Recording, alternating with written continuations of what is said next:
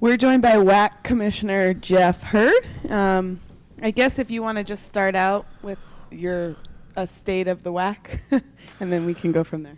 Well, I think it's definitely good to be in the second year rather than the first year with all the new membership changes that we had a year ago at this time. So from that standpoint, I think we've made a lot of progress just in terms of knowing who each other is and, getting our competitive part of the league and schedules put together and actually get, playing on the court or on the field and getting a feel for our member institutions. From that standpoint, it's been a fast year. I feel like it was a couple of weeks ago I was sitting at a table like this and talking about the first year of the conference. So it went by in a blur. And so as we move forward, I think a couple of things are important from a league standpoint. One is that we have a board of directors that's very engaged in the conference and one that's been very supportive and has put resources into some of our initiatives that we're trying to move forward with. So that's a very important thing. The other part of it is quite simply, and as I alluded to earlier, is just having some continuity from one year to the next. We went through a couple-year period where we had kind of a revolving door of institutions, and now that we have everybody in place, moving forward, we're in a better position to grow the conference, to become more competitive as a conference, and to establish a road to a successful future. From your perspective, what is the biggest difference between this group of teams that you have now and some of the other groups that we've had in the past? Well, I think the biggest difference, quite frankly, is that in the previous WAC setups, football was the premier sport for the institutions and for the conference. Now that situation is totally different, and that basketball, both on the men's and women's side, is our priority, and it's the target for the conference to become a very good basketball conference moving forward. And I always get kind of confused, I guess, a little bit when we say good basketball conference. We have 19 championships in the conference, but basketball is going to be our premier sport and the one that we're going to put probably the most resources into moving forward. When you say put resources in and try to build up the basketball, what does that mean? What kind of stuff is done in that way? Well, there's a number of them. One is we've just established a new television partner that will ultimately result in most likely a game of the week during the basketball season that will spread into somewhere around the 50 to 60 million homes area that will be beneficial for us from not only an exposure standpoint, but also to build some credibility for our conference. That's part of it. The digital network that we are establishing this year is part of it in terms of putting resources into it and establishing a network that also will result in better coverage for the conference, not just in basketball, but in all sports, and for conference championships. That's important as we move forward. And then we have some other initiatives that are tied to our strategic plan that still have a couple steps to go, but by the end of this calendar year, we'll have probably a very good outline of what that's going to be. So how far away do you think the conference is from being one of the top 10, or when you look at and compare it nationally? Well, we're a ways from being a top 10 nationally. There's no question about that. I think from my standpoint, from the commissioner's standpoint, our target needs to be to come on a par or better than our peer conferences. When I say peer conferences, that's other Division I conferences that are non-football playing leagues. We need to first reach that step where we're competitive at the top of that list, and then move on from there. But it's a lengthy process, and it's one that doesn't happen overnight.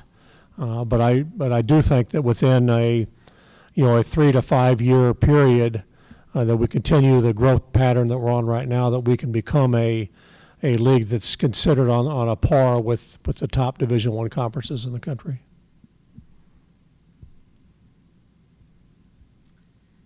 Can you just talk about the redesign of NCAA governance and how that impacts the WAC?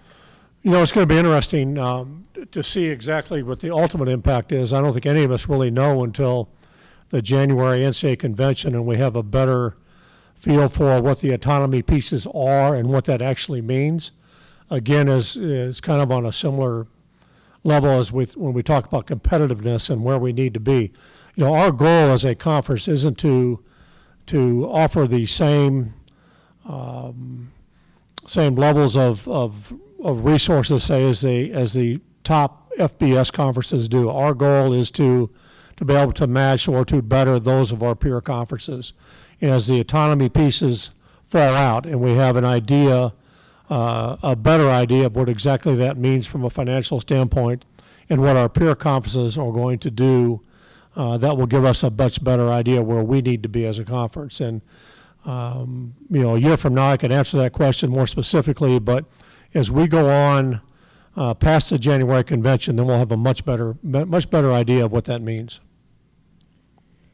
We're hearing from a lot of coaches today on what they see headed into the 2014-15 basketball season. What are your thoughts on the strength of the WAC, just from the basketball standpoint, heading into this year? Well, I think we'll be better than we were last year, both on the men's and women's side. Again, I think the key to our success, there's really two things. One of them is postseason success. We need to get to the point where our conference champion or whoever represents the league in the NCAA tournament goes beyond the first game. That's important as we try to establish our credibility nationally. You know, we need to get to the point where we're advancing in the NCAA tournament. I think the second piece of that is last year we had a situation where our regular season champion lost in the conference tournament, and we still ended up with only one team in the NCAA tournament. We need to get our conference basketball at a level where our conference regular season champion is going to advance to the NCAA tournament, regardless of what happens in the conference tournament. So I think those two things, they may seem obvious, but those are two things that we really need to make some progress on. As again, I used that 3 to 5 year time frame, but those are things that within the next I would say 1 to 3 years we need to really make some progress on. Can you speak a little bit on the future of the WAC basketball tournament? Yeah, I think it's we're having conference meetings while we're here, and we've had a discussion going on for the last year whether Las Vegas is the right place for the basketball tournament. I don't think there's an obvious answer to that or an easy answer to it, but we do need to establish a site and a venue that allows us the opportunity to grow the tournament. When I say grow the tournament, that means from an attendance standpoint, from a sponsorship standpoint, and from, again, we get back to credibility, to making sure that the WAC is more than just doing something more than just conducting the tournament. Vegas offers some positives from the standpoint that, you know, there are two other Division I tournaments going on at the same time. There's one that going on right before us. And I think it's important that we're aligned with those conferences and that we're aligned with those tournaments. At the same time, we have to determine whether we can, as a league, support the tournament on a level that we want to support it. Playing on a neutral site, whether it's Las Vegas or any other city, we need to prove that we can support the tournament.